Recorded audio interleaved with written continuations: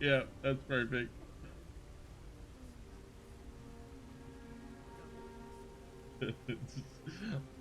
um,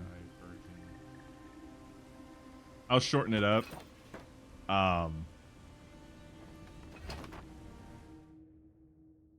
I'll shorten it up to where I stop laughing, but yeah. Oh man, that is great.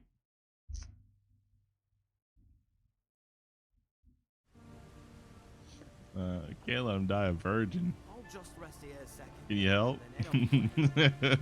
Went straight there. Oh no, I have no healing potions now. It's not what I had in mind.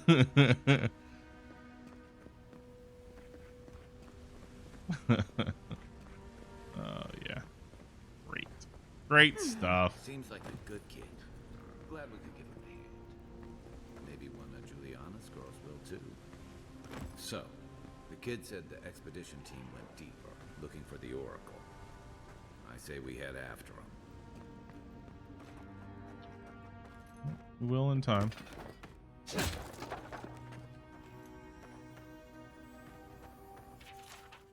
History of Living Lands 1 Origin. The Living Lands do not exist. But certainly there is an island. Certainly there is a valley. There are rivers, lakes, and mountains. There are trees and fungi in abundance. Taken together, do these not constitute as constitute as living lands? I will concede that they constitute the description of a continent, that this continent lies north of the equator, and that this continent is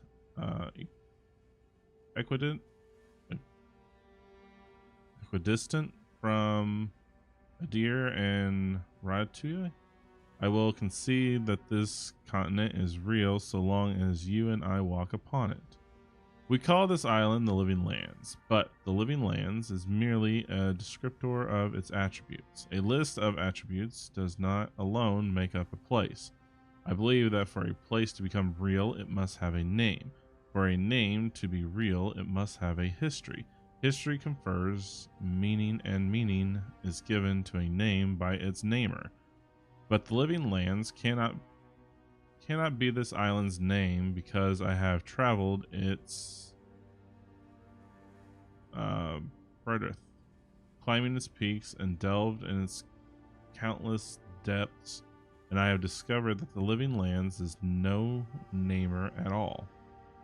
Unless the word we use to describe this continent, the Living Lands, were given to us by the godless, unless these words have a meaning only they could comprehend, unless these words have a history only they could know, and the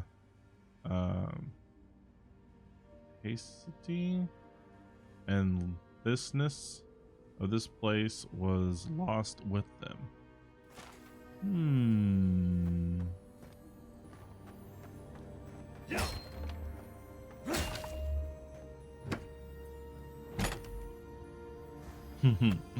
W clip.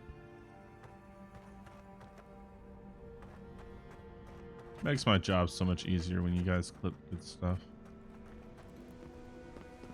Means I don't have to remember a lot.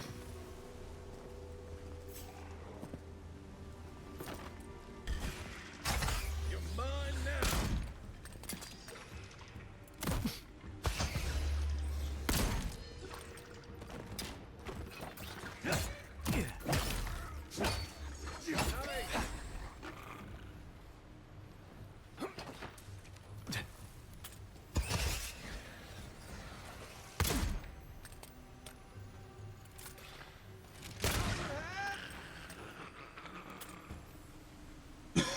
I was just getting warmed up. Just getting warmed up. All you were doing, jumping around. I mean, you were a great distraction. Don't get me wrong.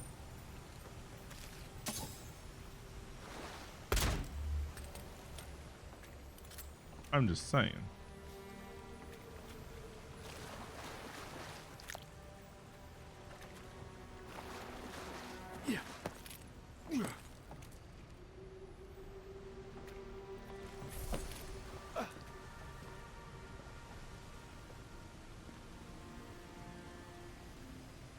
Ah, there it is. I knew I heard it.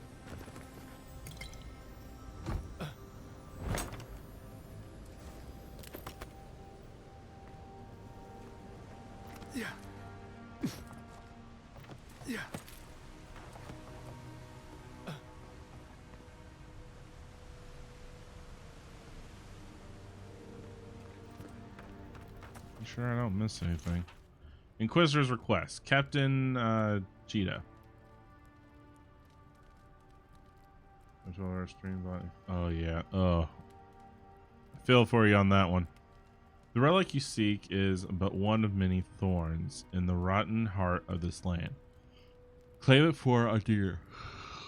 Ugh. Sorry. And should its efficiency be confirmed, you will be appropriately rewarded. Didn't realize the head of the steel garrote was into antiques.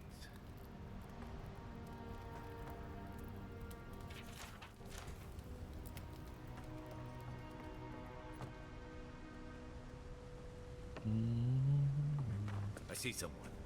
Be ready for anything.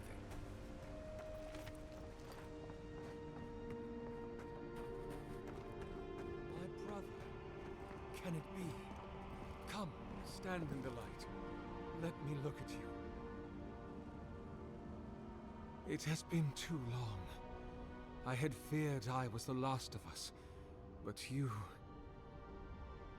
Oh, the very sight of you is a balm for the soul. I am the Oracle Sargamus, servant of the once shining god, he whose light has lately dimmed. What brings you to this sacred space? And after one of the earlier figures. Then Sargamus spoke, and his voice swept forth with the heat and force of the bright day's sun. Weep not, for the child of light has forgiveness even for you, if you will embrace him. I am that same Sargamus. Though it has been some time since a man has knelt before me and begged absolution, as Harmka did. The people do not hold to the gods any longer, and they do not hold to their servants. We live in a time of disbelief. The gods are absent, and have recalled their gifts from the world. Avarice reigns. Acquisition is the faith to which all men bow. But perhaps there is hope. You have read the Book of Verses, and we are here together, if only briefly. In this moment, we are not entirely alone. I don't think he's godlike. Looking for the expedition of my countrymen. Did they pass here? Did you build this statue? Indeed. It has been my obsession these last few years. Hewn by my own hands from stone in Ardra, and no small degree of melancholy. I suspect it will be my last great labor before this body is returned to the earth, and I am returned to my god. If I am, it is from an affliction that death will not cure. But no, brother, I am only very old. My light is waning. As Aethys' essence leaves the world, I am leaving with him. His essence has kept me alive for centuries, and soon we will enter the longest night.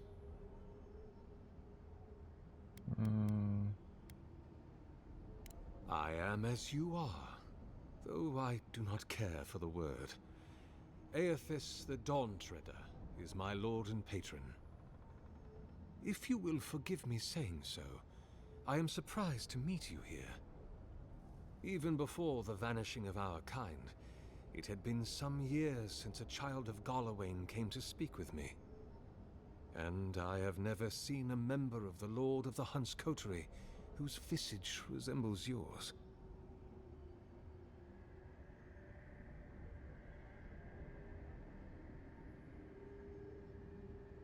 Ah, of course. I should not have assumed. I have had the great privilege to speak with thousands of our kind during my long life. And you do not resemble a single one of them. But if not Garlawain, I cannot imagine who else among the Pantheon might have blessed you. My relationship with my lord has oftentimes been the one succor through difficult seasons of my life. I hope that when you find your patron, it is the same for you. May I ask, as a god's child, did your earthly parents love you?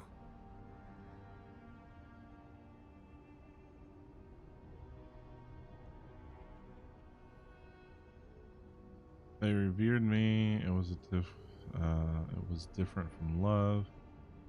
I believe they cared for me in their way. They kept me there. I think they're frightened though. They were ashamed of me. They worried for friend of them.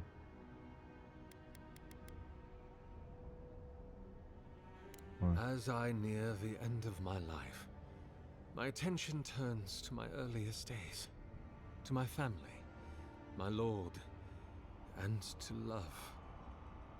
I wonder if my parents could have loved me better if I had been less like myself and more like them. I wonder if I could have loved them more if I had not so dearly loved my lord. I wonder if that hurt them. I wonder why our holy parents made us as we are. Do we have any freedom in the face of our gods? Did they make us to love them? And if we do so love our gods, why do we not simply kill our bodies to be closer to them? Can we ever be close enough to what we love in them to satisfy our longing? Can we ever get far enough from what we loathe in them to satisfy our disgust? My lord will break my heart so long as I love him. And I will always love him. But I am selfish. I do not want to die heartbroken.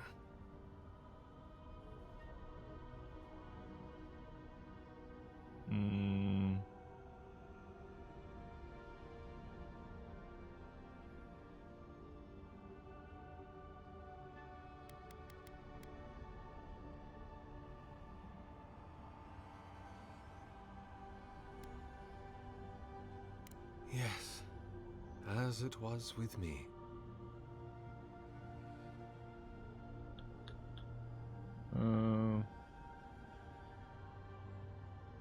An expedition? I'm afraid I don't understand. An expedition? You know, treasure maps, matching outfits, campfire songs, the works. I am familiar with the concept, tomb raiding and the like. What troubles me is why they would come here. These ruins are not so different from the many others on this island, except that they are a good deal more treacherous. And this representation of Aethys we stand before, it is the work of my own hands. They could not hope to move it. Do you know what their purpose is here? You really expect me to believe you haven't seen them? There's only one way through this place. It's a reasonable question, I'll grant you. You must understand, this place has seen so few visitors for so long that I often retreat into my private quarters. To read, you understand, or pray, or sleep. Age has made me slow. I tire easily. I sleep now more hours than I wake. They could have already come and gone, and I would be none the wiser. In any case, you haven't told me what it was they searched for. Or do you not know? What tycoon? Ah, the splinter of Aethys. I suppose it was too much to hope they were here to examine these exquisite ruins. Truly, it is their loss. Where do you keep the relic? I might find them there. The splinter of Aethys is a sliver of shinbone from my lord's titan body. It was carved from his skeleton many centuries ago. Yet long after the gods left this mortal world to claim their dominion in the beyond, the splinter is infused with the very essence of my lord's power. To illuminate without fire, to heal without injury, and to speak without voice. It rests in a shrine deep within this temple complex, beyond the reach of looters, visitors, or indeed, myself. The path to the relic has fallen to ruin. Some sections are flooded, and others are infested with all manner of creatures. Although, perhaps you might assist me with that. If you're about to ask us to tidy up, think again. My place is a much bigger mess. Oh no. I had something far grander in mind. You see, this construction beside us is no mere statue, but a reliquary I have built to house the splinter of Aethys in its appropriate grandeur. It is nearly complete, and ready for the splinter to be interred. But I can no longer reach the relic on my own.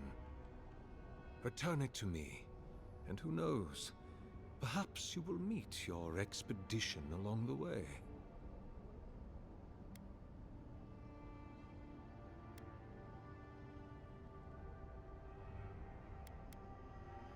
I am most grateful. Oh, and please refrain from touching my statue or devices. May light illuminate your path, brother.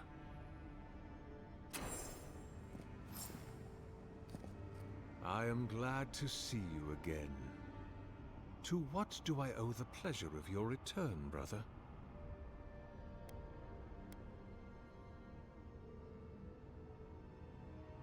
Be welcome, for you have found it. People like you and I once sought this place in moments of spiritual turmoil, when the world don't think he's and our godlike. souls could not find rest. Moments of war, famine, massacres, when those such as us are called upon to speak the gods' wills and to lead. But I have seen not one of us these last 3 years, and it is rare indeed that pilgrims come to pray. Perhaps our meeting now is the work of immortal hands. I pray that it is so.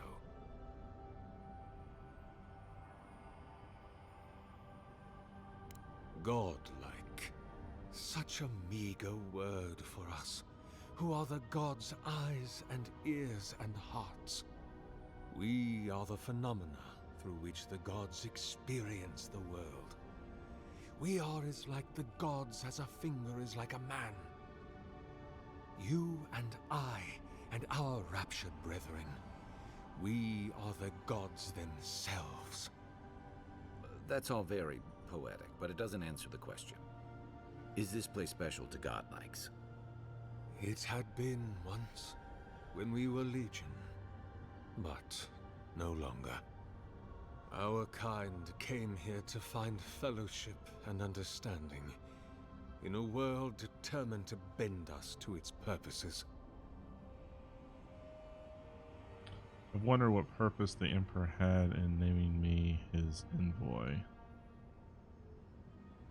This is a heavy burden you carry, to be beloved of both a god and a god among men. I imagine one cannot help but wonder, did he elevate you for your skills and knowledge, your strengths, your accomplishments, or for what you are? You and I are instruments of a divine will. In choosing you to be his envoy, your emperor ennobles his purpose and tarnishes yours.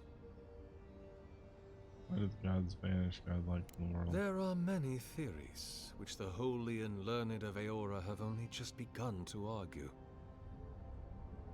But you did not ask me for theories. No, Frankly, didn't answer. I do not know for certain. However, I believe the gods are preparing for war.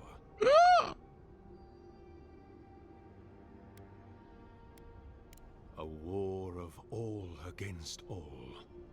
A struggle between destiny and design. Who yokes the soul of the world? Whose machinations turn the wheel? Who acts and whom is acted upon? That is the ultimate power, brother. The only power there is. To decide the fate of another, and to make it so. For so long as we have lived, it is the gods who have decided for us. But change is possible, if we are brave enough to want it. And Kith have lately grown very brave indeed.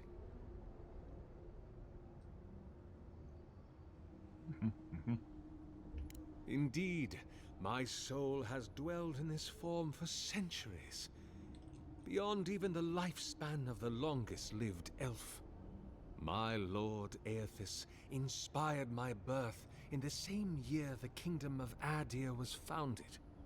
You might say my birth heralded the empire you now serve.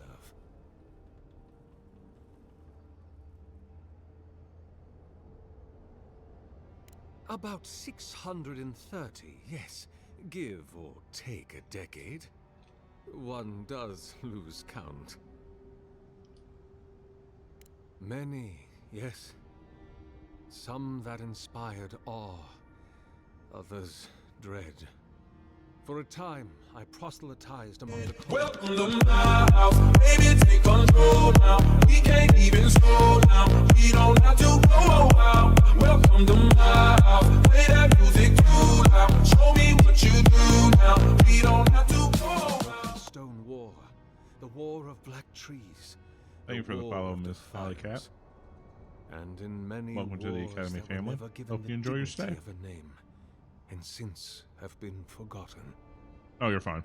I can hardly recall them anymore. That is what subtitles are for.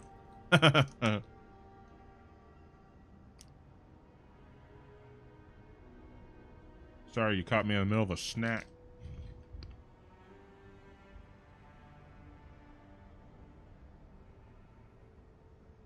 So how are you today on this Monday? Or is everything going all right? They are. You spent a long time in the dry wood. What made you stay? The Deerwood has been a troubled place since the very moment of its inception. Conflicts erupted as regularly as spring flowers, to bloom and die as swiftly. So, there is always some dark corner in need of light, if you'll indulge me in the metaphor. Truthfully, I had been jailed for proselytizing in Colklin, and it was to the colonies I was exiled. Still don't believe this guy is godlike. It was the Deerwood or death. I had nowhere else to go. Is that what they're calling him now? I heard the man that was Widewind speak when he was but a farmer.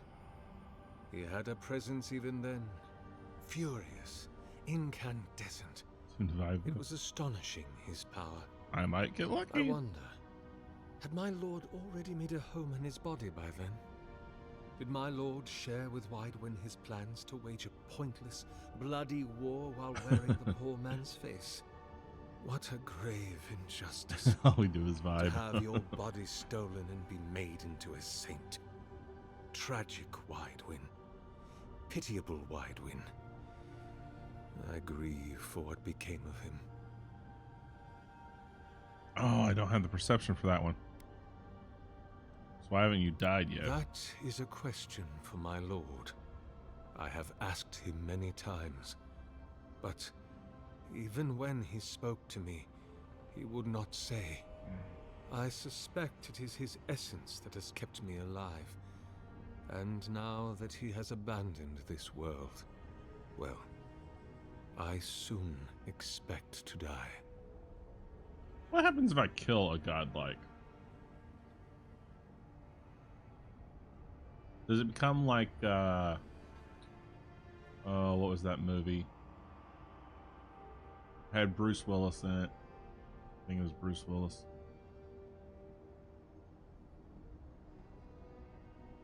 Low-key, I want to make an all gold like, you know, now that I see him, I'm like, I should have made my skin all blue to represent ice. I should have just made it all blue. I'm thinking, why didn't I do that? Why didn't I do that? In prayer, in dreams, as I ate and loved and labored, his voice was a constant murmuring in my ear. But when I spoke to him, he never did reply. So, do not mistake his talking for a conversation. He only wanted to be heard. Not anymore. Be my guest. I suppose it's not impossible, but the gods typically make themselves known to us in our earliest days, before we have left the comfort of the womb.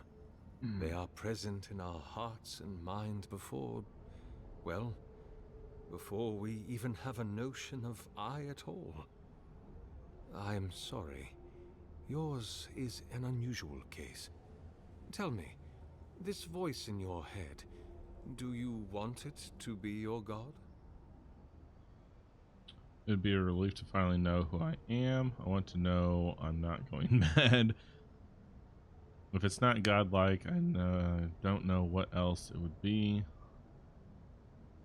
I am afraid that not even your god may tell you that. Answering that question is the soul's true purpose. It is the work of your life.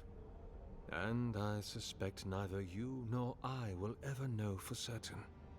We can only remain open to curiosity and willing to be surprised. I want to know I'm not going mad. You do not seem especially troubled. No more than any kith subject to life's uncertainties. As to what the voice Do you is, recognize this, if it is unlikely to be a god, I cannot say.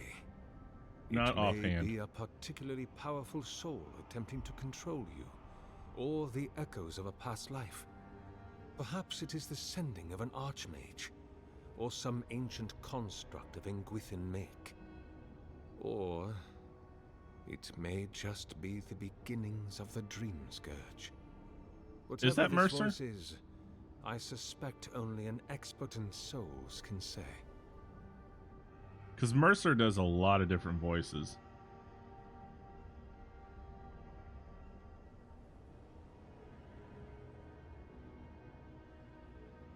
Of course, explore to your heart's content. But please refrain from touching my statue or devices. Go in peace. I will be here if you return. I would love to be a voice actor so much. But I've seen some of the D&D inserts that he does with people from other voice actors, and he does a lot of different voices, so it's sometimes hard to pin him out. Most voice actors, certain words, it doesn't matter what type of dialect they do, they can't get away from it. Jack Black, for example, when he did Bowser, he did a really good job of covering up most of his normal actual voice, but there were still words that he could not get over that gave away that it was Jack Black who was doing the voice.